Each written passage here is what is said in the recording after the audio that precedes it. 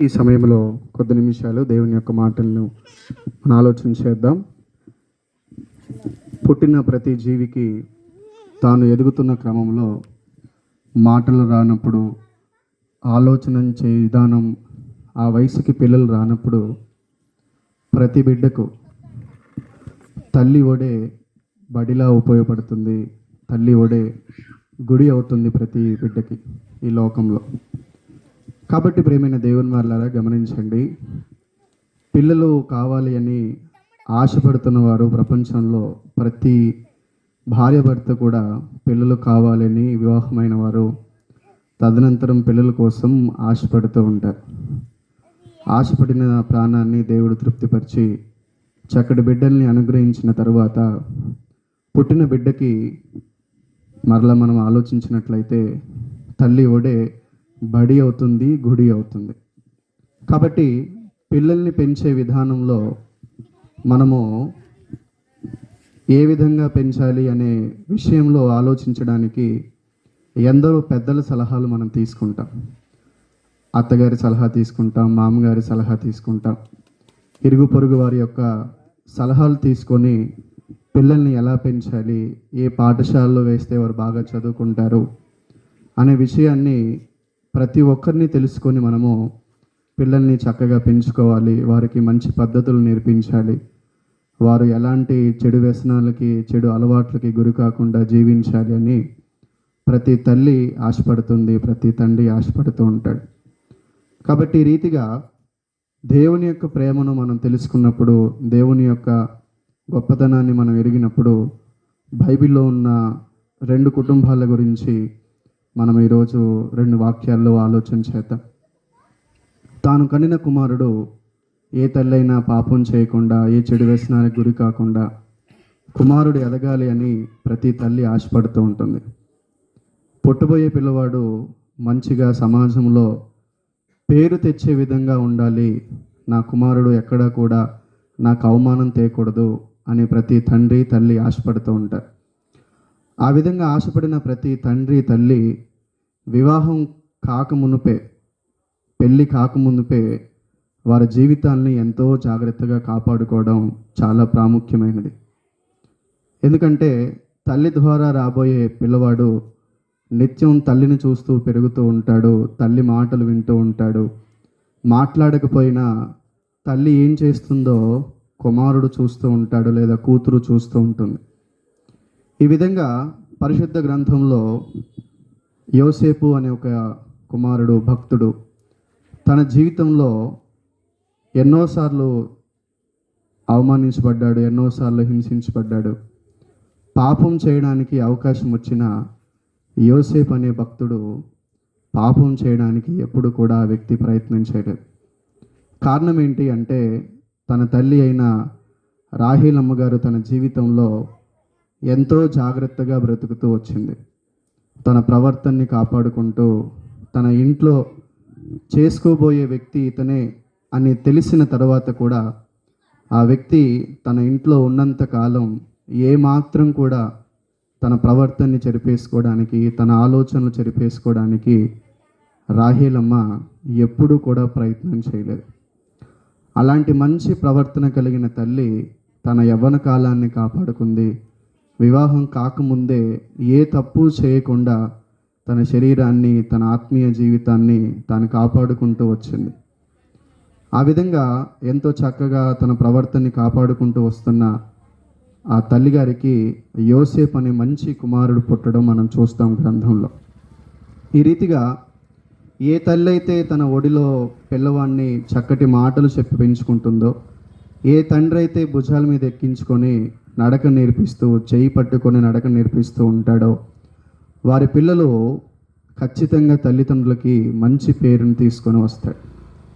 కాబట్టి రాహేలమ్మ ఏ విధంగా అయితే తన ఒడిలో పిల్లవాడిని పెట్టుకొని ఎంతో చక్కగా మంచి మాటలు చెప్తూ, మంచి ప్రవర్తన నేర్పిస్తూ వచ్చిందో, ఆ మాటలు వింటూ పెరుగుతున్న కుమారుడు చక్కగా తల్లిదండ్రులకి మంచి పేరుని తీసుకొని వచ్చాడు యోసేపు అనే భక్తుడు.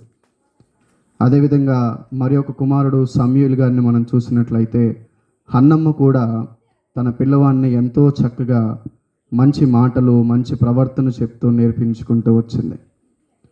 మరొక ఈ రెండు కుటుంబాలు మనం పరిశీలించినట్లయితే, మనం ఆలోచించినట్లయితే తమ పిల్లల్ని ఎంతో జాగ్రత్తగా పెంచుకుంటూ వచ్చారు. వారి యవ్వన కాలాన్ని వారు కాపాడుకున్నారు, వారి హృదయాన్ని వారు కాపాడుకున్నారు. తద్వారా ఆ తల్లి ద్వారా వచ్చే పిల్లవాడు కూడా ఎంతో చక్కగా పెరిగిన విధానాన్ని మనం చూస్తాం. కాబట్టి ఈ విధంగా ఇప్పుడు మనం రెండు కుటుంబాలు చూసాము, మంచి ప్రవర్తన కలిగి పిల్లలు ఎంత చక్కగా ఎదుగుతున్నారనేది. మరొక విషయాన్ని మనం చూసి మనం ముగించుకుందాం. దినవృత్తాంతంలో 2వ గ్రంథము 22వ అధ్యాయము 2-3 వచనాలు మనం చదువుకుందాం. ఈ తల్లి తన కుమారుణ్ణి ఏ విధంగా పెంచుతుందో మన గ్రంథంలో చక్కగా రాయబడి ఉన్నది. దినవృత్తాంతంలో 2వ గ్రంథము 22వ అధ్యాయము 2-3 వచనాలు.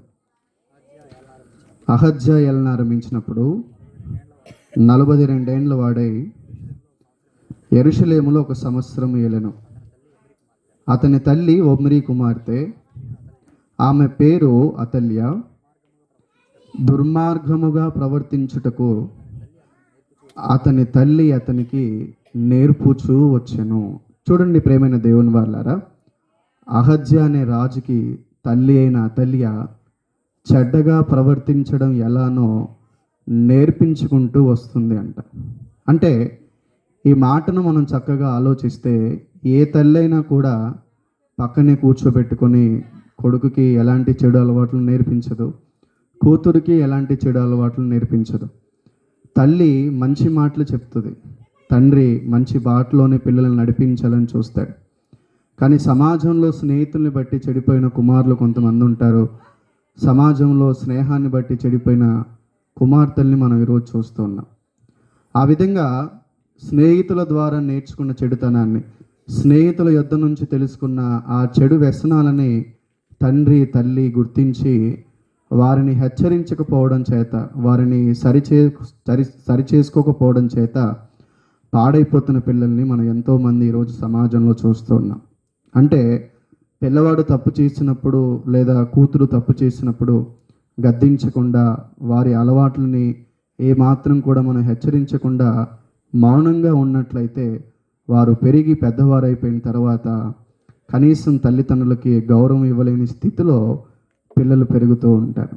కారణం ఏంటి అంటే, తల్లి తన కూతురికి ప్రవర్తన నేర్పించుకునే విషయంలో, తండ్రి తన కుమారుడికి ప్రవర్తన నేర్పించుకునే విషయంలో చూపిస్తున్న నిర్లక్ష్యాన్ని బట్టే వారు పెద్దవారై వారి బలం పొందుకున్న తర్వాత, వారు మంచి యవ్వనంలోనికి వచ్చిన తర్వాత తల్లిదండ్రులు అంటే లెక్క లేకుండా పిల్లలు ప్రవర్తిస్తూ ఉంటారు. అందుకని చిన్ననాటి నుండే, అనగా కుమారుడు కానీ కుమార్తె కానీ తల్లి ఒడిలో ఉన్నప్పటి నుంచే ఆ కూతురికి ఆ కుమారుడికి తల్లి ఒడే బడి కావాలి, గుడి కావాలి. ఆ రీతిగా ఎప్పుడైతే ఏ తల్లి అయితే చక్కగా పిల్లల్ని పెంచుకుంటూ ఉంటుందో వారి పిల్లలు సమాజంలో మంచి పేరు తల్లిదండ్రులకి తీసుకొని వస్తారు.